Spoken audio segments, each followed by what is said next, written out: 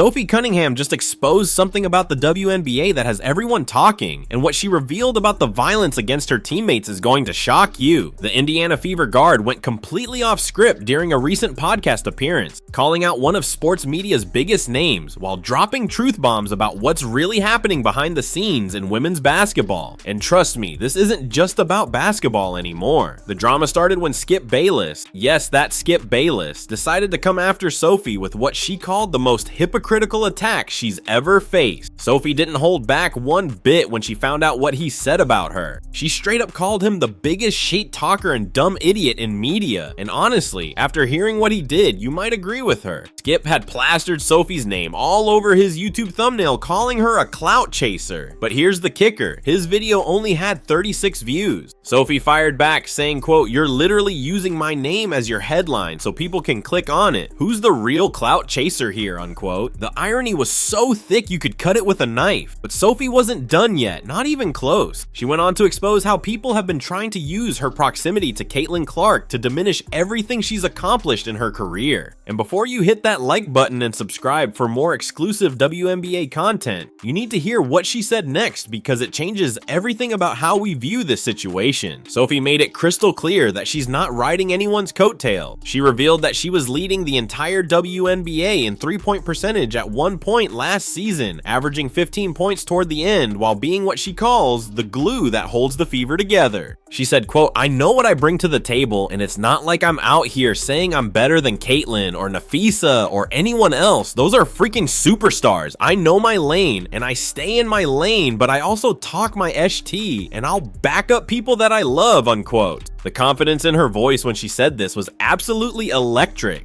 What really set Sophie off though was when people started coming after her saying she only averages 8 points a game. Her response was legendary. She clapped back asking how many professional sports minutes these keyboard warriors have played while they're sitting on their couch talking shit about her. She literally said they're making her more money by bringing attention to her, so she wants them to keep talking. The level of savage in that response had everyone shook, but that wasn't the whole story, not even close. Sophie then dropped a bombshell about what's been happening to her teammate Lexie Hull that has the entire basketball world questioning the WNBA's officiating. And fair warning, what you're about to hear is disturbing. Lexie Hull ended up with double black eyes, looking like she went 12 rounds in a boxing match instead of playing basketball. Sophie said Lexie looked so bad that she immediately FaceTimed her thinking there was no way she wasn't concussed. The pictures that came out later were absolutely brutal, with Lexie's face completely swollen and bruised. Here's where it gets really controversial. Sophie exposed that during a game against Minnesota, Kayla McBride, who Sophie admits is a great player, made what appeared to be an intentional extra movement after a play was over and elbowed Lexie directly in the face. Sophie was furious about this, saying it was way too much and should have been upgraded to a flagrant foul or even an ejection. She pointed out that if it had been her or anyone else with a reputation for being physical, they probably would have been thrown out of the game immediately. The double standard she's exposing here is mind-blowing. What happened next would shock everyone even more. In the very next game against Seattle, Lexie got hit again, this time accidentally colliding with Gabby Williams, which gave her an immediate huge knot on her face and the black eye that made her look like an avatar, according to Sophie. The fact that Lexie took two massive hits to the face in back-to-back games had Sophie questioning whether the refs are letting things get too physical. She said, quote, "The refs are allowing it to be too physical, and then people can get away with certain stuff, and that's when emotions flare, and that's when you see fights or people doing things they probably shouldn't be doing," unquote. Sophie's revelation about the officiating goes even deeper. She exposed that the refs are taking too long to call jump balls, which is leading to more physical altercations and dangerous plays. She said both teams want the refs to call it quickly, but they're letting things escalate unnecessarily. This is coming from someone who actually endorses physical play, which makes her criticism even more damning. Sophie made it clear she's all for physicality in the game, but there's a line that's being crossed when players are getting injured because refs won't control the game properly. The timing of Sophie's revelations couldn't be more significant. This is happening right as the Indiana Fever has been dominating teams, beating Seattle by 20 points and securing huge wins that are crucial for their playoff positioning. Sophie's been a key part of these victories, shooting lights out from three-point range and bringing what she calls the energy and glue that holds the team together. Yet despite all this success, she's still dealing with haters trying to diminish her accomplishment. But here's what really has everyone talking. Sophie admitted something that most players would never say out loud. She straight up said Caitlin Clark has brought millions, possibly billions of eyes to the WNBA and women's sport. She compared Caitlin to Kobe Bryant in terms of impact, saying they've had players like Diana Taurasi and Sue Bird before. But this is bigger because the media platform is larger than it's ever been. Sophie said, quote, "I might be blonde, but I'm not DMN dumb. I'm just being honest about why the league is where it's at. Give the girls their flowers. They deserve it," unquote. This level of honesty is unprecedented in professional sport. Most players would never admit that a teammate is responsible for elevating the entire league, but Sophie doesn't care about ego. She's calling it exactly how she sees it, and that's why people either love her or hate her. She even acknowledged that Angel Reese has also brought millions of fans, though she believes Caitlin has brought way more. This kind of real talk is exactly why Sophie's podcast appearances go viral. What's even more revealing is how Sophie described herself and her approach to the game. She said she's always been feisty, sassy, and goofy, calling herself probably the most unserious person you'll ever meet. She admitted that people who don't know her probably think she's a big bitch, which she says she can understand, but she made it clear that this is who she's always been, even back in college. She's protective of her teammates, doesn't let anyone mess with them, and isn't afraid to speak her mind no matter who gets upset about it. The controversy surrounding Sophie's comments has only intensified since she revealed that she was high on medication when she made some of these statements, but she stands by every word. She said it still triggered her hate for the refs, which shows just how deep these issues run. The fact that she's willing to risk fines and potential punishment from the league to speak out about this shows how serious the situation has become. Sophie also exposed something about her own stats that shut down all the critics.